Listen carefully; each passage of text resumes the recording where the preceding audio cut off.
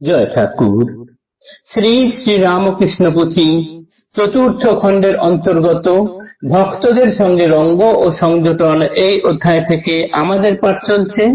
আজ আমরা এই অধ্যায়ের ষষ্ঠ দিন পাঠ করছি। পর্ব 591, পৃষ্ঠা সংখ্যা 386 এর শেষের দিকের কিছু অংশ থেকে 387 এর অর্ধেক অংশ পর্যন্ত।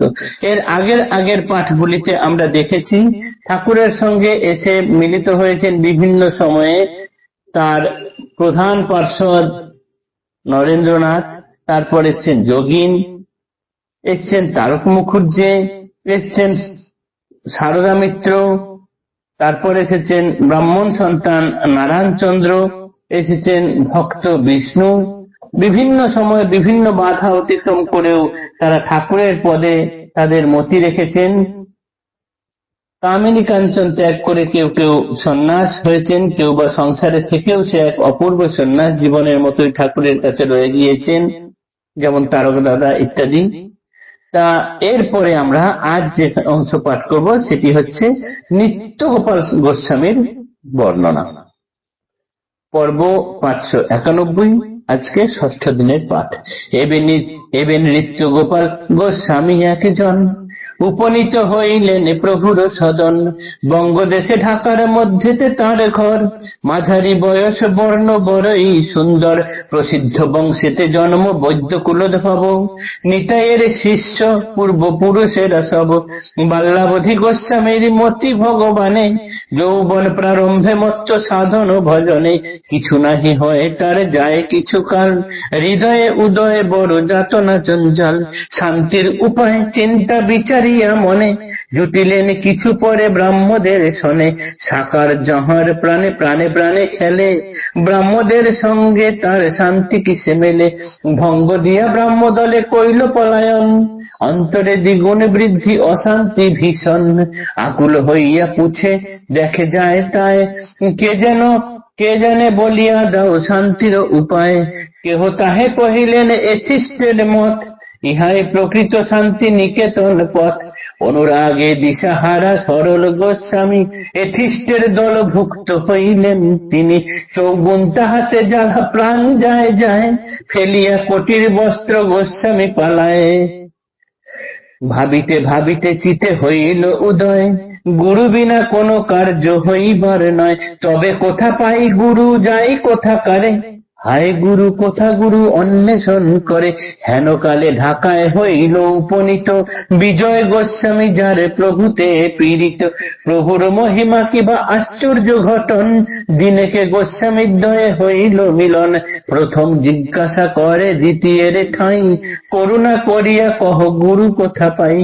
বিজয় সুদিনে কানে করিল প্রদান, শান্তিদাতা বিশ্বগুরু শ্রী প্রভুর নাম। নামের বিষণ টান মহাবল ধরে, প্রভু দর্শনে যাত্রা করিল সত্তরে। উপনীত তাই আজি প্রভুর গোচর, আহার করেন প্রভু সময়ে দুপর। আহ্লাদের নাই সীমা দেখিয়া তাহায়, অর্ধাসনে সেদিন ভোজন হইল সায়। আনন্দে অবশ অঙ্গ করিয়া শয়ন, গোস্বামীরে আজ্ঞা করে চরণ সেবন। এবার নৃত্য গোপাল গোস্বামীর ঘটনার বর্ণনা আমরা পাবো, যে তিনি কিভাবে ঠাকুরের সঙ্গে এসে মিললেন। তার বাংলাদেশের ঢাকায় বাড়ি, মাঝারি বয়স, দেখতে খুবই সুন্দর, প্রসিদ্ধ বৈদ্য কুলোদ্ভব তিনি, সেই বংশেই জাত, এবং তাদের পূর্বপুরুষগণ সকলেই নিতাইয়ের শিষ্য। তারা বাল্যাবধি গোস্বামী মতে ভগবান পূজা করেন। যৌবন প্রারম্ভের সঙ্গে সঙ্গে তিনি সাধন ভজন শুরু করেন, কিন্তু সেই ভজন করতেই থাকেন, কোনো কিছু পান না সেরকম মনে শান্তি। হৃদয়ে বড়ই যাতনা জঞ্জাল উদয় হয়, মনে মনে চিন্তা করেন যে কি করলে ঈশ্বর পাওয়া যাবে। এই ভেবে ভেবে তিনি ব্রাহ্মদের দলে মিশলেন। কিন্তু ব্রাহ্মদের দলে মিশলে কি হবে, সাকার যার প্রাণে প্রাণে অবস্থান করছেন, তিনি নিরাকার সাধন করেন, সেই দলে গেলে পরে কিভাবে সান্ত্বনা পাবেন। তাই তিনি ব্রাহ্মদের দল ভঙ্গ দিয়ে সেখান থেকে চলে গেলেন এবং খুঁজতে থাকলেন। মনের অশান্তির আগুন তার ভীষণ বেড়ে গেল। তিনি যাকে তাকে জিজ্ঞাসা করছেন যে কোথায় গেলে শান্তি পাবো, শান্তির উপায় কি। এই সময় কেউ তাকে এথিস্টের কথা বললেন যে এথিস্টই হলো একমাত্র শান্তির পথ। সেই কারণে তিনি এথিস্টের দলভুক্ত হলেন। দলভুক্ত হয়ে দেখলেন তার মনের অশান্তি 4 গুণ বেড়ে গেল। কমা তো দূরের কথা, তিনি তখন কি করলেন না মনে মনে ভাবছেন যে, তখন তিনি কটির বস্ত্র ত্যাগ করে দিয়ে ফেলে পালিয়ে গেলেন এবং মনে মনে ভাবছেন না এভাবে কোনো কিছু হবে না, এক জায়গা থেকে আরেক জায়গা, আরেক জায়গা থেকে আরেক জায়গা যাওয়াই হচ্ছে। নিজে নিজে তখন প্রাণে প্রাণে অনুভব করলেন একমাত্র গুরু ধরা হয়নি বলে তার এই অবস্থা, গুরু না ধরলে হবে না। মনের মধ্যে যখন এই তীব্র ব্যাকুলতা এসেছে ভাগ্যচক্রে, তখনই সেই সময় একদিন ঢাকায় গিয়ে উপস্থিত হয়েছেন বিজয় কৃষ্ণ গোস্বামী। তিনি তখন বিজয় কৃষ্ণ গোস্বামীকে বললেন যে শান্তি কোথায় পাবো, আমাকে একজন গুরু দেখিয়ে দিন, কাকে আমি গুরু করব।